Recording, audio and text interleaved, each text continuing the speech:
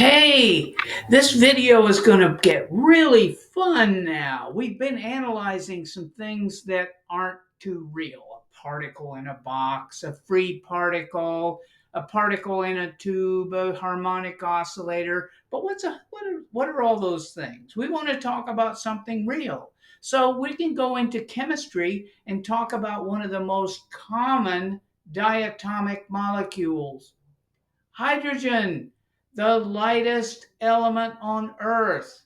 And instead of talking about an atom, quantum mechanics deals with atomic stuff, we're going to talk about a diatomic molecule. And we're going to think of that diatomic molecule as two masses or two protons. Now, those protons aren't stuck together, they're separated by the electron clouds that are around those hydrogen atoms. Remember, there's just two electrons in hydrogen, one electron per hydrogen proton, and they complete an energy shell with two electrons. So these are shared electrons.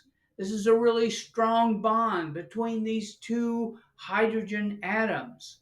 And because this thing can do this, it can rotate. We can think of this as a rigid rotator, and that's the math that we're going to perform on this. We're going to do the relatively simple thing with the classical view of this whole thing and angular momentum. Angular momentum means it's going around and around, and that means that we can come up with this classical equation, just like we did with the harmonic oscillator, and then we're going to pull out of our trick bag that time independent Schrodinger equation. And then we'll see how the math goes from there. I said that the harmonic oscillator wasn't real as far as some physical representation of an atomic world. Well, it actually is. It actually is. If we have a diatomic molecule and those two sides of it, the two atoms are moving, they have a bond which can act like a spring. So they can oscillate as well as rotate around and do stuff like that. Now, the problem with the harmonic oscillator is the math is way over my head at this point. Now, the closest thing I can give you, the best solution I can give you, if you say, okay, Larry, why are you so stupid? Why can't you give it to me? Is in the details section of this video is another video called Professor Dave Explains. This guy's got a lot of money probably because he does a really good job. It's well produced and it's just super great. Whereas my videos have no production value. So let's talk about where we're going next. I'm talking about two hydrogen atoms, and I'm going to contrast that with a hydrogen atom and a chlorine atom. So we can kind of see what the difference is. If you've got two equal masses, or you've got a chlorine atom, which was a much larger mass than a hydrogen atom, and you'll see that the rotation rate is quite a bit different. Pictures, pictures, pictures. I will put my pictures on the drawing board, but please realize low production value. I'm just using a little stylus on there. So please live with that. Here's a couple diatomic molecules. Hydrogen gas, which is two hydrogens held together by a bond created by shared electrons. So this is a covalent bond. And then there's a hydrochloric or hydrogen chloride or hydrochloric acid, if you want to think about that this way. And if we heat that up to where it's a gas, then it will perform this rotating motion that we want to get to. Anyway, here's the mass of the hydrogen atom, and here's the mass of the chlorine item. I've drawn this one bigger because it's 35 times as heavy, quote heavy, as hydrogen. What else do we have on this screen? Well, to kind of get the idea of rotating here, because this is going to be like a dumbbell rotating. Think of that as a dumbbell rotating, and it can rotate in 3 dimensions. And this is kind of a lopsided dumbbell. And actually, for hydrogen, M1 and M2 are equal to each other. And as I said before, M1 and M2 are different because chlorine's a lot heavier than, or has more mass than the hydrogen. Now, before we start looking at these things rotating, let's talk about just a single mass going around in a circle. That single mass going around in a circle, you can think of it as regular kinetic energy, 1/2 mv squared, but it's also got rotational energy. So let's look at some of these rotational things. If I take this linear velocity here and consider that that's going to be 2 pi r, that's the we can say that that's some kind of measurement in meters for the circumference of the circle. That circumference will, of course, get bigger as r increases. And the frequency. The frequency is going to be so many rotations per second if we want to measure our velocity in meters per second, which would be the regular physics way. Now, okay, that's velocity. Now I'm going to put up here that the moment of inertia is equal to mr squared. Well, where did I come up with that one? Well, to explain it, let's kind of back off and talk about angular momentum. Linear momentum is simply m times v, but angular momentum is equal to m times v times r. So you have that extra value of r in there. And we can say that m, we can replace the v with this 2 pi rf, or 2 pi frequency is just omega times r. So if I look at this whole thing and just look at the omega by itself as being the speed, then I'm left with mr squared, which explains this thing up here. Now, for the rotating dumbbells, let's look at think of this as hydrogen. Well, let's do hydrogen chloride because the masses are different, and then it gives us a more general looking case. The mass times the radius of the hydrogen has to equal the mass times the radius of rotation of the chlorine atom. So, which one's going to have the bigger radius?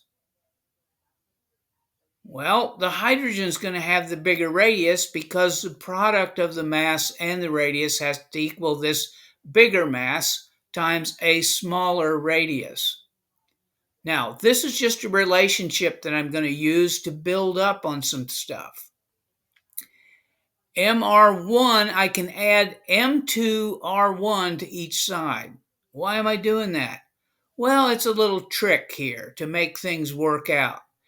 So I'm going to take r and factor out r1 on this side, which leaves m1 and m2 all by itself. And then on this side, I'm going to factor out m2, which leaves r1 plus r2 all by itself. Now, if I want to express R1, which is one of the things we're trying to figure out, is what is that R1 versus R2? In other words, what's the different radii that these different pieces of the dumbbell are moving? Then I divide both sides by M1 plus M2, and the result looks like this. In a similar manner, by adding a different value, I could add R2M1 and come up with this result. So here's the R's. We've got that settled down. And then we can say that the moment of inertia is the moments of inertia of each one of these things. This would be the total moment inertia of the system, mr1 squared plus m2r squared. Moving right along here, mr1 squared plus m2r2 squared, that's what we brought over from the other page. Let's look at this line and see how I can change this around. In other words, it's m1 r1 squared, but I'm changing it into this. I'm replacing m1 r1 with m2 r2. Well, those two have to be equal, so I can make that substitution. And I've got M2, R2, R2, so there's no changes done on this side. But what that allows me to do is factor out M2, R2 from each of those things. And that leaves me with R1 plus R2. Now look at this algebra. From the other page, I had R2 equals M1 over M1 plus M2 times R1 plus R2. Now, if you need to, you can always back the video up so that you can keep your place on this whole thing. But I got to keep the momentum going. Now, what I'm going to do is plug in for R2 this M1 over M1 plus M2 times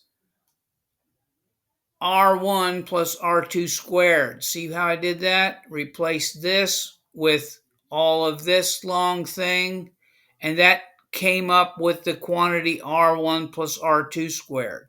Well, R1 plus R2 are the two radii of rotation, so those two have to equal the bond length. So I'm going to put a big capital R here for the bond length, and this item here I'm going to represent with the Greek letter mu. Was that my idea? No, I just used it from a text I was using as a reference. This mu is going to be the reduced mass. M1 times M2 over M1 plus M2. And here I go. I plug it right in here. Here's the I for the whole picture using the bond length for my moment of inertia. And finally, all of this stuff was just to get the moment of inertia for those dumbbells rotating in space. So the rotation in space was this big R, which is represented by the bond length, which uses the rotations of the individual masses, but we lump it all together. And this mu lumps all the masses together. Repeating, the angular momentum is I over omega. Angular momentum. So, where did I come up with this? Well, 1/2, this is the mass kind of thing. This is the velocity kind of thing. 1/2 m moment of inertia times v squared. And I'm going to pull a little trick here so that I can get the angular momentum rather than the moment of inertia. I'm going to multiply top and bottom of this fraction by I over I. That gives me I squared, omega squared in the numerator. And then I can replace that as the absolute value of angular momentum squared. Now, since angular momentum has a direction to it, I don't want to include the negative stuff. And then I've got this 2I. All of this hasn't done one little piddly thing about quantum mechanics. So where does the quantum mechanics come in? How do we use this then to solve the quantum mechanical problem? Here, I'm going to steal what's on this page just to show you that there's a light at the end of the tunnel, but I'm not going to do the full derivation. Just like on the harmonic oscillator, the math got, whoa, overwhelming for me. And so I referred you to a YouTube video. And I'm going to play that same game here because I'm not that swift about developing the math just yet. But I can watch the video just like you can and learn from it. Anyway, here we go with these steps here. Let's see, we already did that. We figured out the mu m1, m2 over m1 plus m2. This, we figured that out, the moment of inertia. And then we come all the way down to this point here, which is what we needed to get to. This J here is really this different letter for L. They're using J for angular momentum. I used L for angular momentum. And here it says, quantum mechanical, solve the Schrodinger equation for the rigid diatomic rotor. After you do all of that kind of stuff, here's what you get for the energy values. So you notice E sub j. So for every level of angular momentum, you get these different energy values which can be cranked out. Here's the, you notice that isn't H bar here because we've actually got H bar is H over 2 pi, so that's included down here in this 8 pi squared factor. Now, does this help you? Well, it just shows that we're cranking out energies from this rotating diatomic molecule, which actually is a very important situation. Here's some more information that I'm not real swift on right now, but they do involve this factor here that allows us to come up with these relationships. Again, look in the description and you'll see a video which is very polished, very professional, that goes on with some of that stuff, especially about the derivation.